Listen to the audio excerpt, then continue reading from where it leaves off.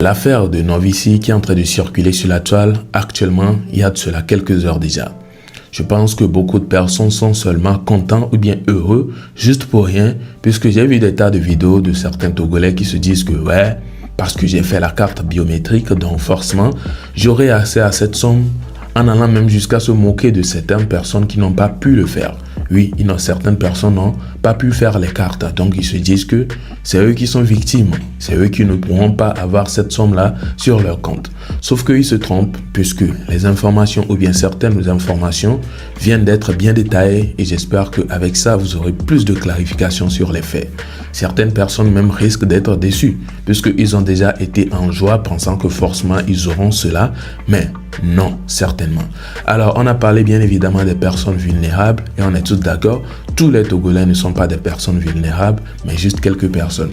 Je remarque certains commentaires qui disent comme quoi actuellement, vu la situation au pays, c'est que tous les Togolais sont impliqués dans ce mot vulnérable-là. C'est que tous les Togolais sont vulnérables. Et pourtant, c'est bel et bien pas le cas. On peut dire que c'est juste de l'humour de leur côté. Mais bon, je pense qu'il y a eu plus de détails, je ne vais pas beaucoup parler. Je vais vous laisser regarder cette vidéo de M. Cavaletti qui a détaillé les dires et nous allons revenir. Dans la paix du Christ. Comme vous, j'ai aussi découvert sur Internet qu'il y avait un programme du gouvernement qui visait à soulager un peu les ménages vulnérables. J'ai vu plein de vidéos de gens qui criaient Novici, etc. Mais comme je ne saute jamais dans un puits, sans voir la profondeur, je suis parti à la recherche de l'information. Donc je viens de cette vidéo éclairer toutes les personnes qui n'ont pas vraiment compris ou qui ne savent pas de quoi il s'agit vraiment. Mais tout d'abord, je te prie de mettre cette vidéo en favori, de taguer 2, 3, 4, 5, 6 de tes amis en commentaire pour leur permettre aussi d'avoir l'information. De surtout, partager autour de toi pour que tout le monde puisse être au même niveau d'info. Top. C'est parti. Ce programme a pour objectif de pouvoir soulager un peu les personnes vulnérables sur toute l'étendue du territoire togolais. C'est le gouvernement togolais et la Banque mondiale qui ont lancé le projet. Et c'est bien évidemment sous la haute impulsion du PC. Ce programme vise à soulager plus de 700 000 ménages, d'accord? Et c'est un programme de protection sociale. Maintenant, comment est-ce que ça va se passer? Ou bien comment ont été sélectionnés les ménages vulnérables? Ceux qui parlent de Novici pensant qu'ils vont rester à la maison recevoir des transferts d'argent, c'est raté. Premièrement, vous devez savoir que un transfert monétaire, c'est un mécanisme de protection sociale qui a versé directement une aide financière à des familles en situation de précarité, afin de renforcer leur capacité à faire face aux chocs économiques sociaux.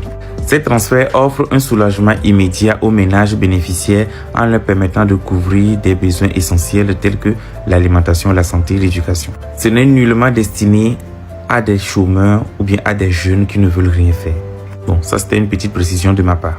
Il évite aussi le recours à des stratégies d'adaptation négatives comme la déscolarisation des enfants, la vente de biens productifs ou le rationnement alimentaire. À moyen terme, ce dispositif contribue à préserver la cohésion sociale en réduisant les tensions liées à la pauvreté et à l'exclusion. Plus de 700 000 ménages bénéficiaires de cette opération de transfert monétaire ont été identifiés sur la base d'une méthodologie rigoureuse et internationalement reconnue. Ce n'est pas maintenant qu'on va choisir des gens, les gens ont déjà été choisis, d'accord? Elle s'appuie sur les critères de pauvreté monétaire et non monétaire appliqués aux données du 5e recensement général de la population et de l'habitat, réalisé par l'Institut national de la statistique, des études économiques et démographiques, d'accord? À long terme, les transferts monétaires participent au renforcement de la résilience des ménages en protégeant le capital humain et en consolidant le tissu productif local. Ils s'inscrivent dans une approche durable du développement visant non seulement à répondre à l'urgence, mais aussi à créer des conditions d'une inclusion économique et sociale accrue. Pour toutes les personnes qui pensent rester à la maison et profiter allègrement de ce projet, sachez que c'est raté. C'est valable aussi pour les personnes qui n'arrêtent pas de crier dans nos oreilles, mi ve okata, mi be, vous nous fatiguez. Allez à l'information, c'était Cavaletti pour vous. Les gars, je voulais ajouter une toute petite précision à la vidéo que je viens de faire, d'accord? Je pense que je n'ai pas vraiment assez mis l'accent sur cet aspect. Il est dit, les personnes dites vulnérables ont été déjà recensées, ont été identifiées sur les critères lors du dernier recensement. Ce n'est pas maintenant que les personnes vont être choisies. Et ce n'est pas parce que tu possèdes la carte l'ID card que tu es automatiquement sélectionné. La vraie question est, es-tu une personne vulnérable? Es-tu un ménage vulnérable? Étant donné que le mot peut prêter à confusion, permettez-moi de vous définir ce que c'est que le mot vulnérable. Vulnérable signifie qu'il peut être facilement brisé, atteint ou influencé, que ce soit physiquement, économiquement, émotionnellement, etc. Maintenant, quand parle-t-on d'un ménage vulnérable?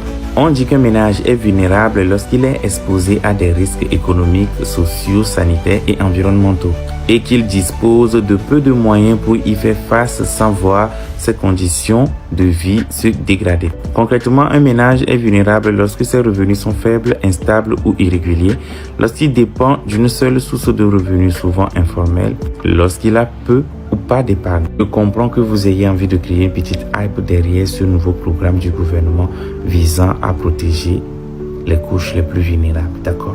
Mais arrêtez de divulguer des fausses informations pouvant créer, ne serait-ce que susciter des choses chez d'autres personnes qui n'ont pas le même niveau d'information que vous. C'est de la désinformation et c'est punissable par la loi, normalement. Arrêtez, dans la quête des vues, de diffuser de fausses informations, surtout sous le dos du gouvernement. C'était Cavalici pour vous. Alors, c'est un peu ça, hein. On a dit Novici. Novici, là, c'est pas juste comme ça que ça va se passer. Après tout, il faut imaginer les fonds qui seront débloqués là-bas. Ouais. J'ai vu des tas de commentaires, en tout cas, vous aussi quand même, quoi. Je me dis, est-ce que certaines personnes ne sont pas en train d'abuser? Parce qu'à chaque fois, on se retrouve donc à la prochaine pour une nouvelle vidéo. Nous sommes déjà à la fin, vous l'avez remarqué. Portez-vous bien.